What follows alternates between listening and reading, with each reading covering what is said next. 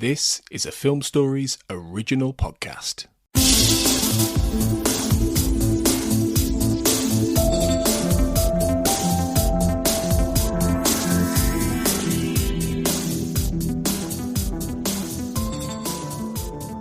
Welcome back, everybody, to the Xcast X-Files Podwatch. This is episode 64 of our series covering the entire run of the X-Files. And today we're having a look at Terms of Endearment and The Rain King. I'm your host today, Carl Sweeney, and I'm joined again by Clara Cook. Hi, Clara. Hi, Carl. How's it going, Clara? You okay? Yeah, good. I'm a bit croaky today, but yeah, other than that. Sounding good to me. Let's head straight into it. So, both of these episodes were broadcast in January 1999. The first one is Terms of Endearment, which is the 7th episode of Season 6, and this episode was written by David Amann, his first script for the series, and directed by Rob Bowman. This is the episode that sees Mulder investigate a case that Spender has dismissed, which involves the abduction of an unborn child, apparently by a demonic figure. Okay, Clara, I'll just hand it over to you, basically. What are your kind of general thoughts and feelings about this episode? So I really liked this episode. I liked it when I first watched it, but I liked it even more in a rewatch.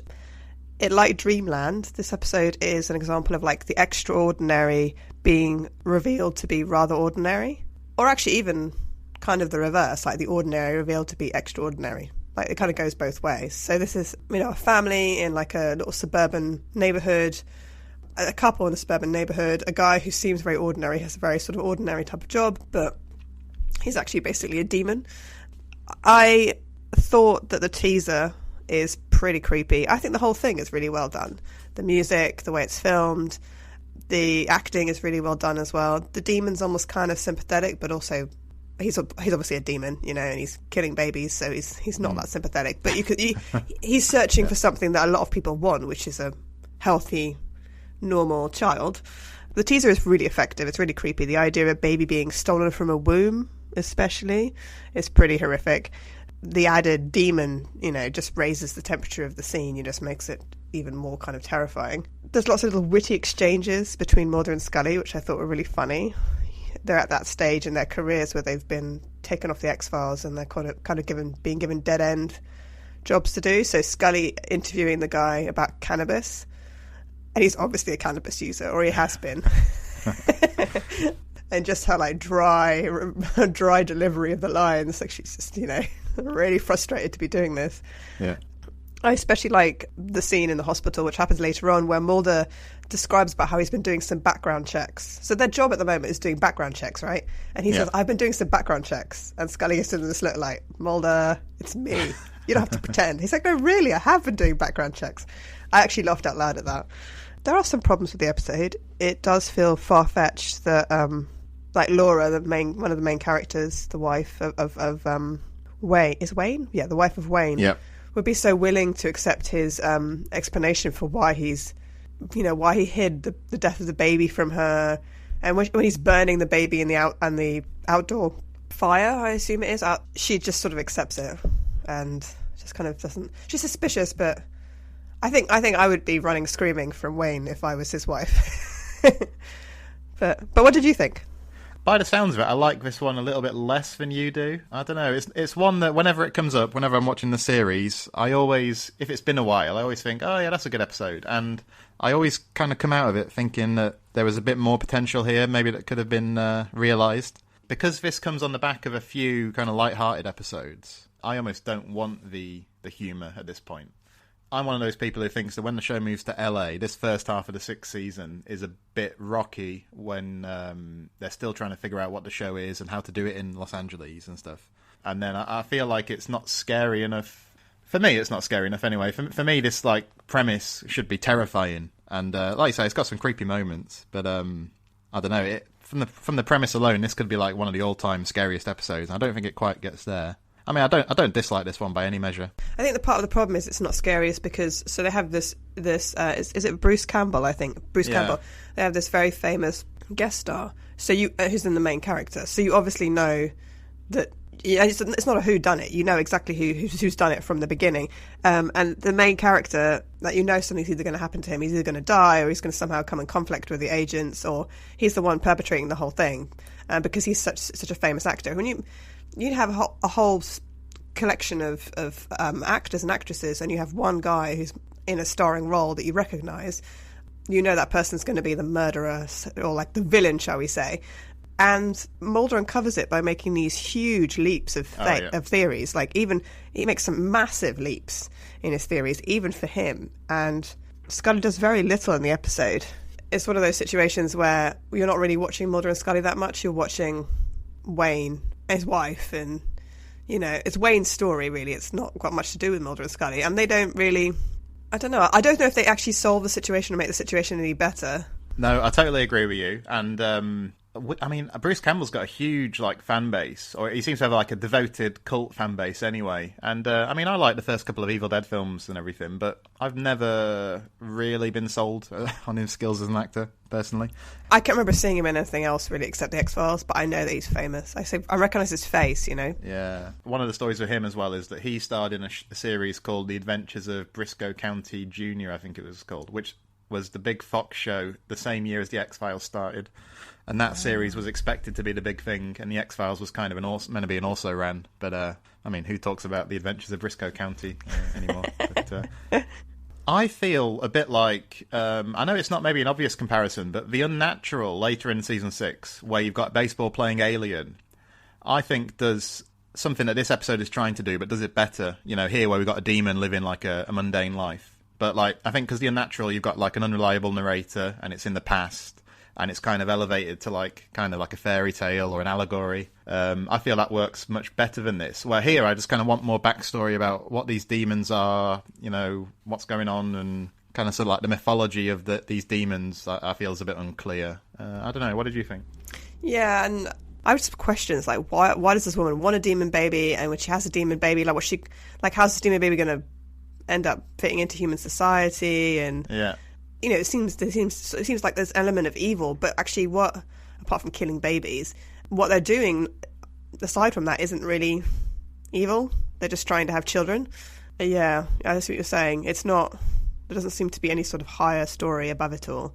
But it feels very much like a filler episode. Like they were trying to fit something in between two comedy episodes, or they were trying to fill the space, you know? And so they thought, I know, here's a great idea. Like a demon posing as a human, killing, you know, healthy human babies to try and... Actually, he was killing demon babies, wasn't he? It's his wife that was killing healthy human babies. See, it's all a bit confusing. Yeah, I see what you mean. I tell you, one moment here that always kind of bugs me is when Mulder's talking to Scully and he says, I am not a psychologist. And obviously the first thing we ever learn about Mulder is that he is a psychologist. So, yeah. I don't know. I always get angry at David Duchovny for, like, you know, he should have said, no, I'm not saying that. Or even some people have said it might have been a Duchovny ad-lib. I don't know. That's a line that should have been excised, I think. Yeah, it's ridiculous. I mean, throughout the entire series, there's this big kind of back and forth with this, isn't there? Is Mulder a psychologist? Is he not a psychologist? You know, does he need to have psychological illnesses explained to him by Scully, who's definitely not a psychologist? But it's one size fits all, kind of, isn't it? So, yeah. Yeah, I suppose you've got to expect a certain amount, but I think, like, the I am not a psychologist moment is one that kind of crosses the line for me. I mean, it's not necessary. You could have easily rewritten that to make it accurate, but hey. Yeah, so just a couple of, like, film recommendations for any listeners who, like, maybe like Terms of Endearment and want to see what kind of inspired it, maybe. I mean, I think it was pitched as, like, Rosemary's Baby, but in reverse. Rosemary's Baby, I think, is a fantastic film. And also the stuff with the husband poisoning the milk and the way some of that is shot. If you look at Alfred Hitchcock's Suspicion, there's definite echoes of that there. I don't know, Clara, have you got any, like, ever favourite moments about this episode or comments before we move on to the ranking? I liked one of the moments where Bruce is, he's like a medical salesperson or something, right? He was... Yeah. I liked when he went to a customer's house to take their blood and her kids are running around. And he looks enviously at the picture on the wall. I like the idea that somebody who has these supernatural powers that the whole story is about. I mean, the whole episode's a character study of him, really. I like how he actually just wants to be completely ordinary. I always like it when the X-Files takes someone who's extraordinary and makes them want to be ordinary. You know, sometimes this extraordinariness, because in most cases in films and TVs, people want to be extraordinary. or they have something that makes them extraordinary, and then we're watching their story because they are extraordinary, and that, you know, they're going to go on to do things that we can't do. But in the X-Files turns that around, and there's these extraordinary people who are burdened by their extraordinariness, if that makes sense. Yeah. And actually all they want to be is just like everybody else. And I think that's quite effective. Yeah, I agree with you, actually. I'll tell you one thing I do like is that whenever you get Mulder kind of hounding a suspect, you know, when he's kind of shadowing him, I think that's good. Like here, where he's kind of following Wayne around. I like that. Although I think it's been done better in episodes like Tombs. I mean, Wayne acts very guilty.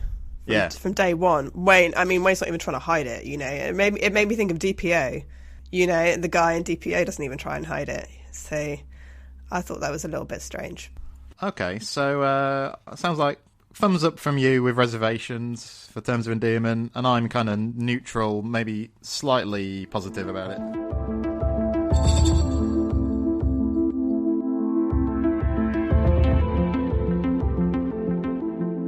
So, the ranking is episode 8 of season 6, and this episode was written by Jeffrey Bell. Again, this was his first script for the series, and this episode was directed by Kim Manners. This, of course, is the episode in which the agents investigate unusual weather patterns in a small town in Kansas. So, what do you make of this one, Clara? I love this episode. This episode is, like, literally one of my favourite episodes. I know it's not liked by everybody. So, it's basically the X-Files doing romantic comedy, isn't it? Yeah. So X-Files tries their hand at lots of different things, lots of different genres, you know, horror, suspense, lots of things, you know. And in this time they're trying romantic comedy. I think this episode has one of the funniest moments in the entire series, which is that cow being being spun up into the air by the what would you call, like, tornado? Yeah. And the cow has this, like, questioning moo as it goes up, like, moo? You know, like, like, what? And then Mulder's expression as he can hear the cow coming over his hotel room, I think that's really funny. Also, another little detail I like is when Mulder and Scully land on the plane and they come out of their little prop plane, and there's that little, like, I don't know, 7-year-old twirling her baton, and then you know, the sheriff's like, go find your mama. I just think there's lots of little details that are very funny. I think it's let down slightly by the main guest starring actress, whose name I cannot remember, but I know that... Yeah, Victoria Jackson, she's called. Yeah, and I know she was on Saturday Night Live. I know she's a comedian. I don't know whether she was acting this way deliberately or whether she was given the direction to act that way, but I feel she's a very one-note character. Yeah. And I feel like they could have had more depth to her personality. She's sweet, but she's annoying, but she's also naive and innocent to the point of, like, stupidity. You know, we're talking about a woman who's in her 30s. We're not talking about someone who's, like, 20 or 19 or something. And she doesn't really seem to understand human relationships very well.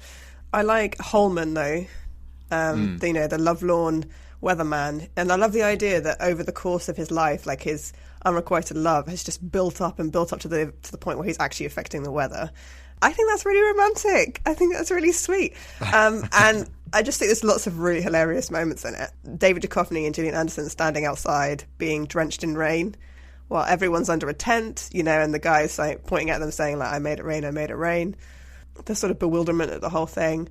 But I feel like we have done romantic episodes, like episodes where Mulder and Scully are, what's the word, you know, are set up as possible romantic partners already. And I think that scene in the bathroom between Sheila and Scully, where Scully says, you know, sometimes you don't even notice it, but sometimes you look around and you can see that the person you thought was a friend is now you think of them differently, obviously implying that she's fallen in love with Mulder. I feel like, I could be wrong, but I feel like we've already established that she's kind of in love with Mulder by that point. And yet she still seems to be ignorant. Everyone seems to be cooking up except them, which I know why they're doing that, because they can't have them hook up, because the unresolved sexual tension would be gone and maybe people would stop watching the series and blah, blah, blah. But at this point, it just seems very far-fetched. It's like, well, what are they doing then? Do you know what I mean? And also, like, why are they still so... It's like even Sheila and Holman have more maturity about recognising feelings and understanding feelings than Scully and Mulder. It's like Scully and Mulder are, like, stunted or something, do you know what I mean? Yeah. Emotionally. Yeah. So that I feel is a bit strange. But anyway, what did you think? Yeah, I absolutely don't have a problem with them doing, like, a romantic comedy episode. It's not really what I'm, like, primarily after from the X-Files, but you know, I don't object to the premise at all. I know some people think it's just ghastly and it's not something they should be doing in a million years, but, I think there's room for it in the series. I mean, I definitely agree with you about Victoria Jackson, because, like, the guy playing Holman's really good, I think. But it's really hard for me to understand why he would love her. And it's all down to her performance, basically. I just find it very grating, irritating. I don't know exactly what to say. I'd probably go so far as to say it's one of the worst guest performances in the entire run of the series, actually. But that's quite a big, like, hole in the centre of it, I think. If it was, like, a really delightful performance by somebody in that role, it would kind of bump it up a few more notches for me. But, I mean, I fully accept that for some people, this is kind of tapping into a vein that's, like, really hits the spot for them or something. So that's cool. Cole's like, yeah, not doing it for me. I agree with you about Sheila as the main character. Like, there's also things like, I can't remember what the guy who's called, who plays the Rain King. Her boyfriend who's really nasty to her, but he's so nasty to her multiple times. I just don't understand why a woman. I mean, God, hey, women do stay with men who are nasty to them, and men stay with women who are nasty to them. But this is going to sound really mean, but she just feels really, really unintuitive and really dumb. She stays with this guy. He's horrible to her, to the point where anybody else would probably dump him. And she's also completely ignorant to Holman, who everyone else can see Holman's in love with her. I mean, he basically is following her around, looking at her all the time. And she also seems, after only meeting Mulder for like a day or two, she thinks that Mulder's attracted to her, or she's in love with Mulder. And she seems like one of those people, one of those kind of characters that she's just falling in love with everybody. And actually, that probably could be funny you're right, if it was acted by or played by somebody who had a little bit more subtlety or maybe more depth to the character. So yeah, she is one of the big problems, I think. For me, this like run of episodes, it could benefit from like some resequencing or something, because you've had like Triangle, Dreamland. We've mentioned that Terms of Endearment has got some funny stuff in it. There's also How to Ghost Stole Christmas, and then this, I think. So I don't know. I feel like if this episode had been like plucked out and dropped in season 4 or 5, it would kind of like balance out some of the material around it a bit better. Whereas here, for me, it's just a bit like enough already. Get back to the serious stuff. Yeah, and I think there's a constant teasing about where Mulder and Scully's relationship is going. And after a while, that constant teasing becomes a little worn out, and it becomes kind of a moot point, because by the time we end up in the truth, and they obviously have been together by that point, or by that point they have a son. They've been through so much. Even to get to this point, actually, they've been through so much together, and they've made vows to each other, and not necessarily romantic vows, but definitely vows of like commitment and trust to each other, and they've saved each other's lives, and they've sacrificed things for each other, and they've been through so much that it's like a bit of a moot point about whether or not they're in love with each other. Like, they're obviously in love with each other, and if it's not necessarily going to be a traditional relationship, like getting married and settled down, with 2.4 kids in a white picket house. They're never going to do that. They're not that kind of people. They're unconventional.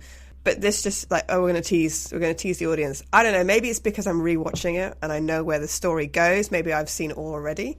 Maybe when I watched it the first time round, which I can't really remember, but maybe when I watched it the first time round, I was all delighted by the, sort of hinting at a relationship. But I think now it just feels weary. It's like, oh, come on, guys. We know they care about each other. We don't need it to be played out by other characters in the show. Yeah, definitely. And it kind of like feels like they almost are building to something up to this episode. It's kind of becoming more and more pronounced through the preceding episodes, and then they have this bathroom scene, and then they kind of back away from it for a bit longer. Yeah, it sort of feels like maybe if you're going to do something as kind of on the nose as this episode, maybe this is the time afterwards to kind of follow through on it, maybe.